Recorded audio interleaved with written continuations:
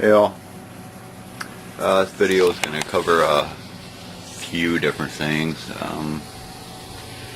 Primarily the shifter mounting plate here. There's actually two parts here.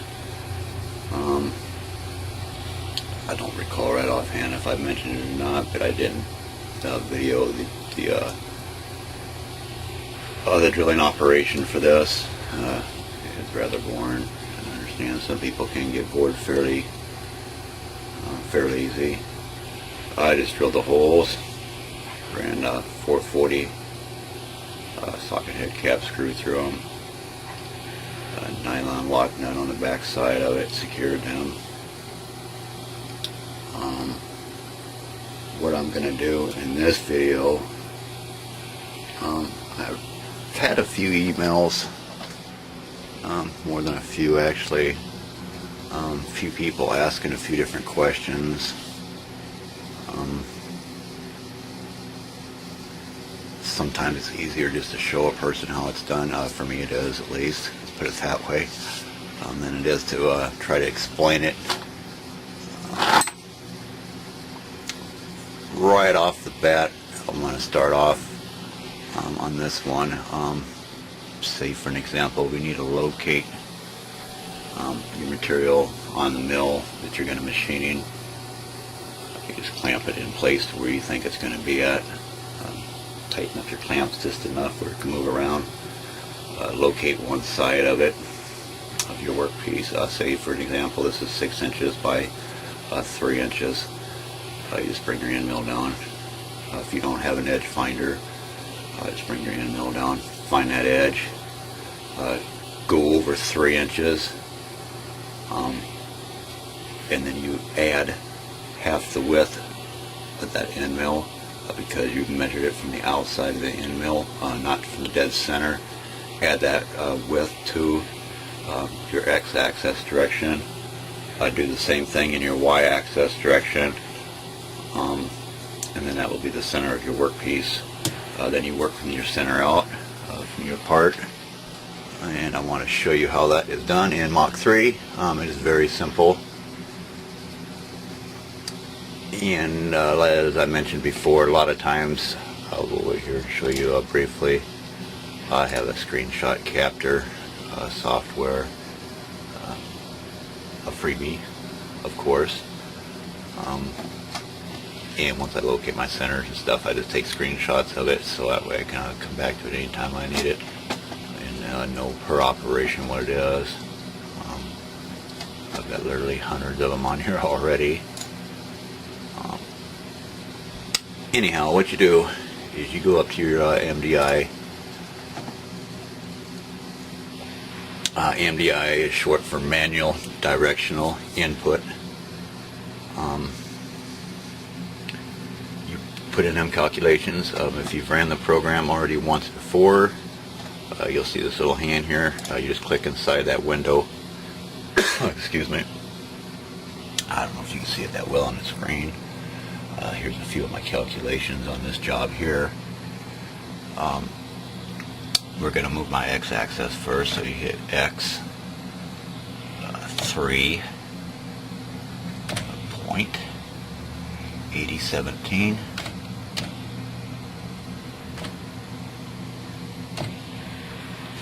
Then you just hit enter,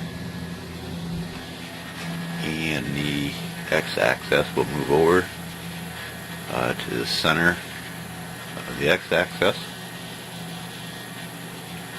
and that could, the feed rate could be altered too, and that would move over quicker or slower yet. The slower, the more precise it's going to be, obviously.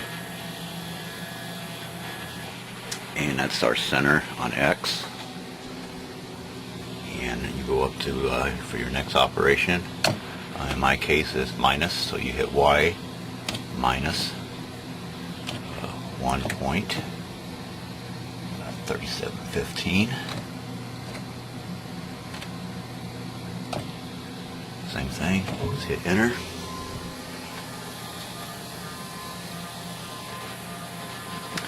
And your y-axis will do the same thing. It is now the center of your part on X and Y. You don't have to do that on Z because you've already got your tool height set in your tools table. If you don't, then you will. In this case, I'll try to keep this simple as possible so people understand it.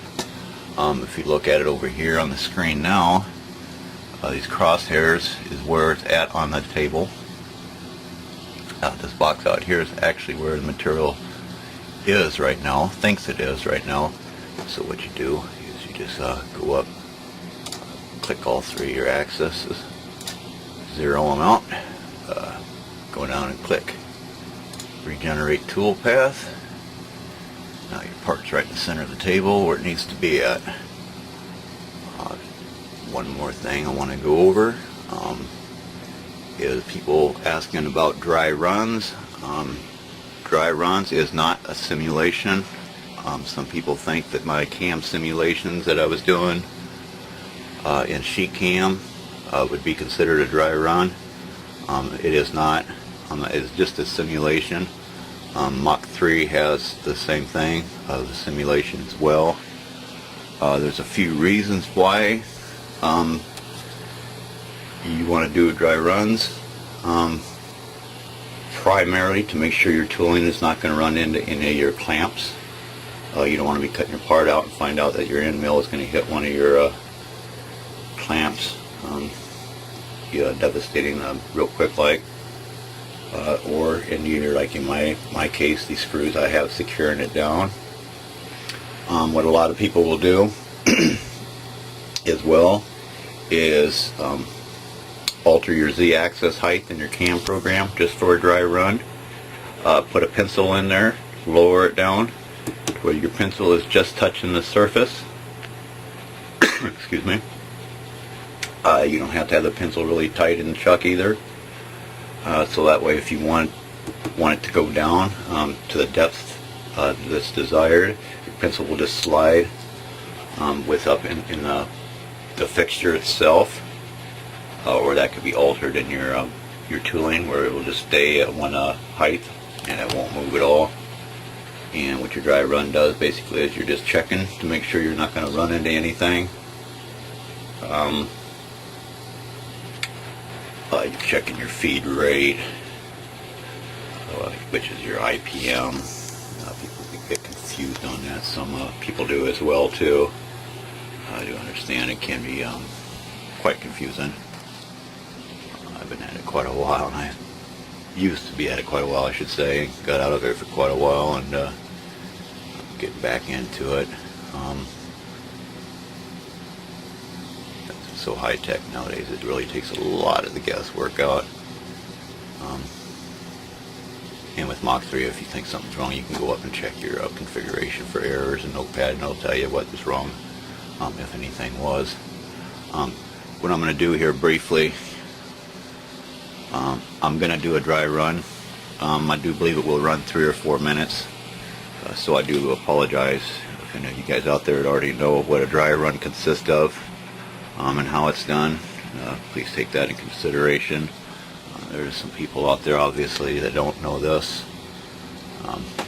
Go up and make sure you get your tool paths regenerated, and you can zero them at any time. You can go back and do it again if you think well, maybe I didn't, when you know you did, but you can just go back and hit it again.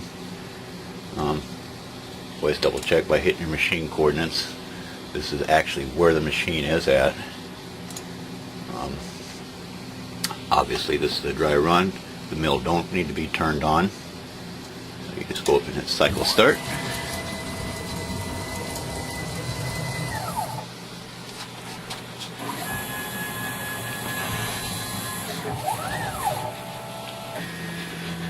This is the actual path the mill takes.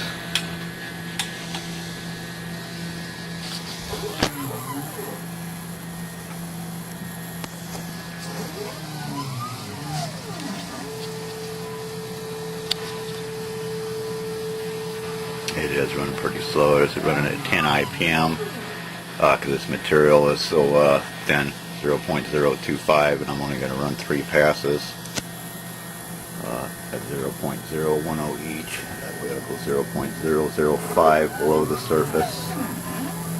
Should cut it out well enough that way.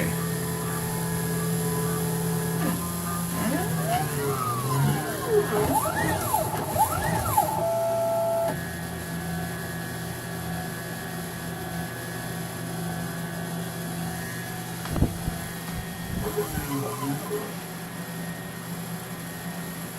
following video will be cutting this part out. I'm going to put this together for people that's been sending me emails on this and that. Dry runs could do a lot for you. Make sure you're not going to run into your tooling. If you got any coolant hoses that might hang down, whatnot, run into a clamp or what have you. Better to find that out now than when you're cutting apart and have to stop the program.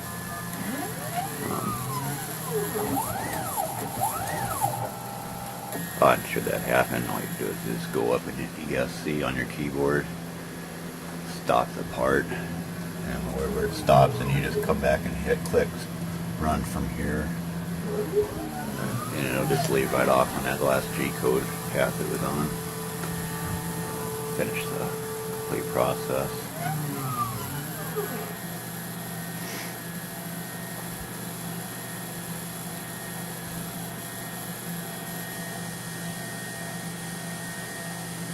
I do believe this is the third pass on this, so what it'll do here is leave right on this corner, should raise up and truck on over to the other side.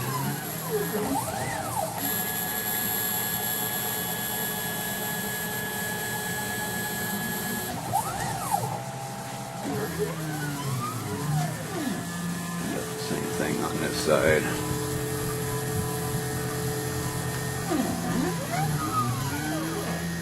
This is with an outside offset. I'll go into that. I'll go when I do the next operation, actually cutting this out. Once this is done here, I'll briefly go over, show you what it looks like in CAD. It's hard to understand the way it looks. It's funky looking. It's just a mount that supports the shifter housed into the drive shaft tunnel. There's a few different designs I'm going to go with. Thought about putting 4 holes down through the center of it for a little bit of detail. I think what I'll do in this case, obviously I'm not. In the future is when I get my engraver all made and get all them programs written, I'd probably engrave QSPSB right down the center of it.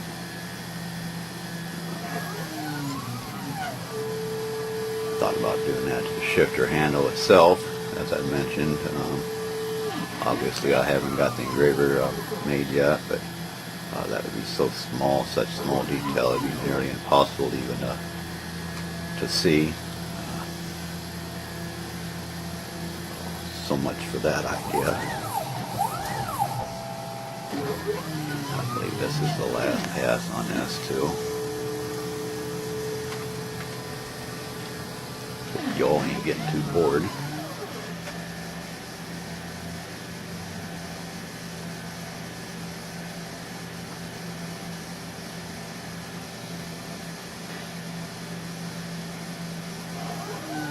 I suppose if you are, you can just shut it off, right?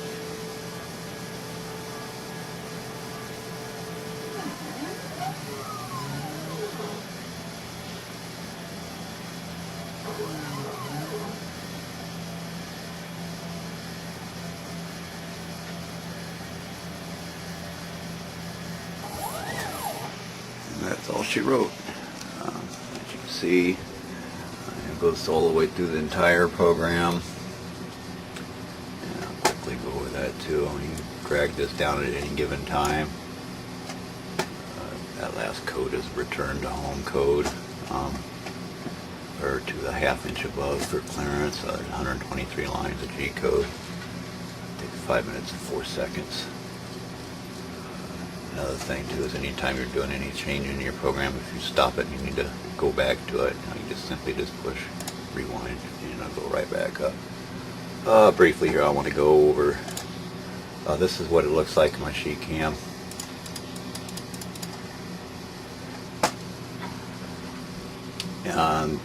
The bracket is going to be flat, obviously. Once I get it cut out and done, I'll clamp it down to the table with a 1/2 inch spacer right down the center of both these pieces.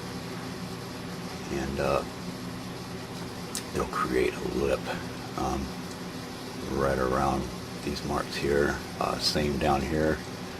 These two top ones will bend one direction, the two bottom ones will bend another direction, and I'll manually bend them to the desired angles as necessary to mount it to the shifter, mount it to the drive shaft tunnel. In CAD, this is what it looks like over in Solid Edge. And what I do probably in time, if I do it for the 4 circles down the center, or engrave it, that will go through a different program entirely for, excuse me, for engraving. I'll cross that bridge when I get to it. And then when you're done with the program, I guess I can show you right now. It'll take a second. I just go up and hit reference all. All your accesses will automatically reference themselves to the home switch. Obviously, after you have that set up, in time I am going to put videos together on Mach 3 of what it can do, what it can't do, what it's capable of, and whatnot. Mach 3 turn as well.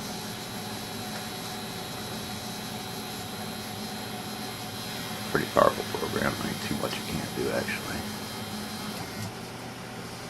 That pretty much covers this video though. The next video I'm actually going to set it up. We're going to shoot that part out. Take it easy. Hey guys, all set up over here now to actually cut that shifter mounting bracket out now.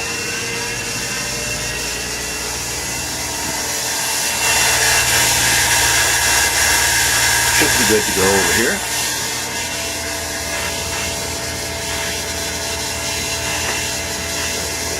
Cycle start.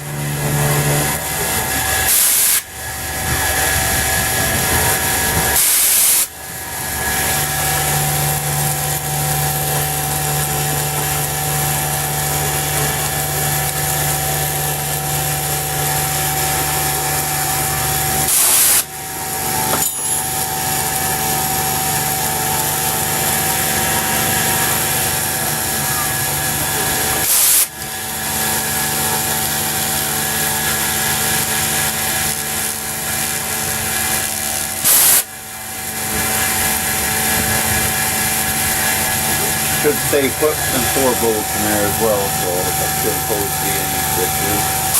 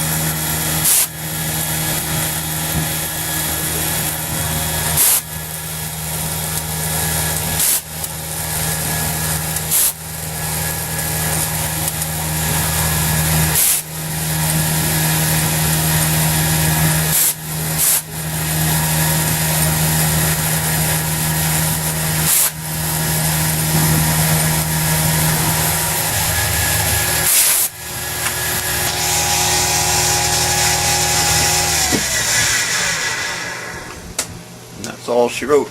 As you can see here, at one drawing, there's a little notch.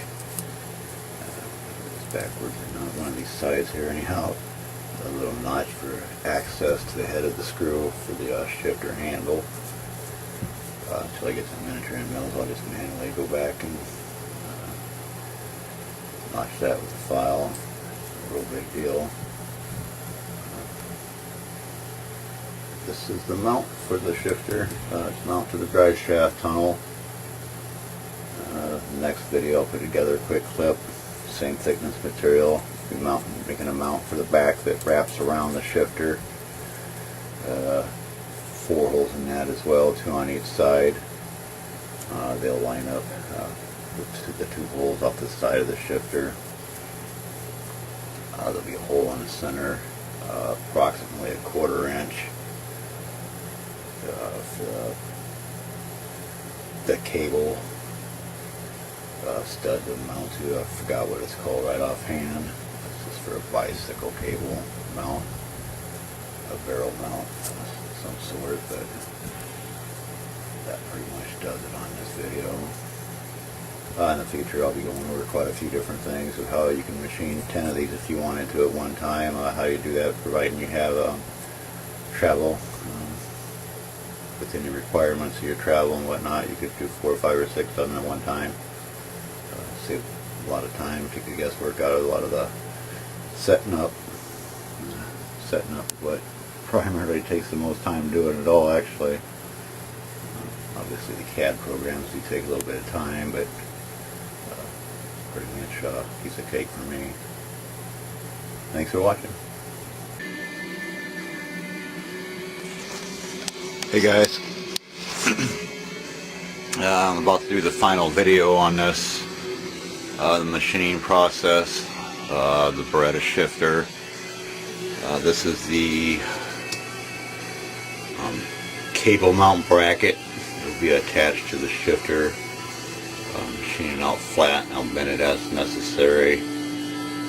These 4 holes are secured through this 1/2 inch aluminum. This hole in the center is a 1/4 inch hole. The barrel nut will run through that secures the cable itself. Just to give you an idea kind of what things are looking like now on it. I'll put together more videos once I get it done. Making the part that actually sits on the back here. These 2 holes here, and it'll wrap around on the other side. The shifter cable will come off the back here a little bit. Run it out just past close to a 1/4 inch beyond the edge of the shifter itself there.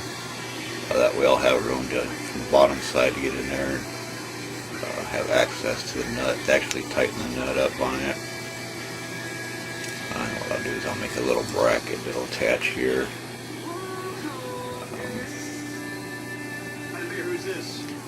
Attaching this hole here. The bracket will go upward on it. The eye cable will run through that then.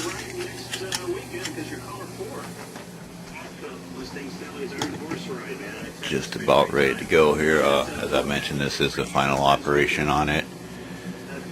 And machining the same material as the actual mounting brackets.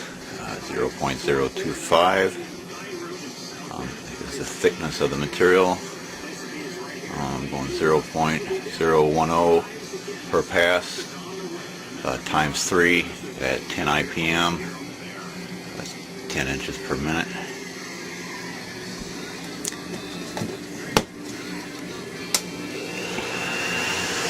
Get this ball rolling.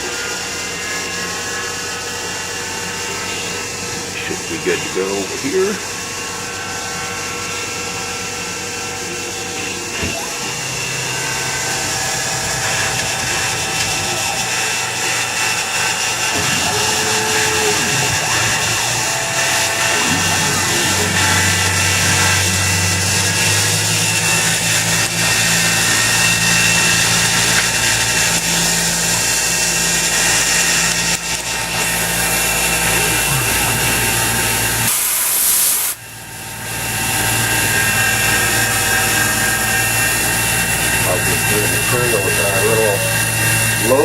set.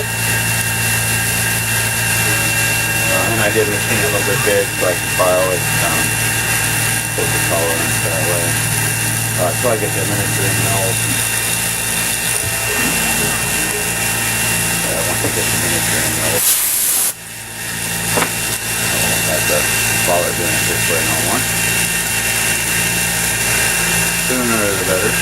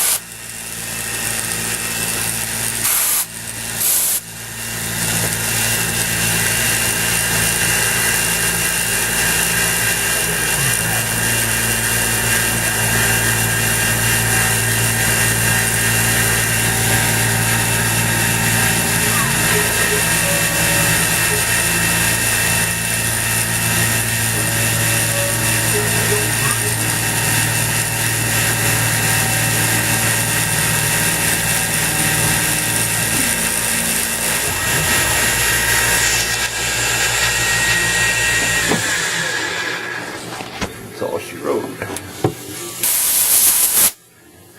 Deep enough on this side over here. I might have a little bit of a burr I need to knock down.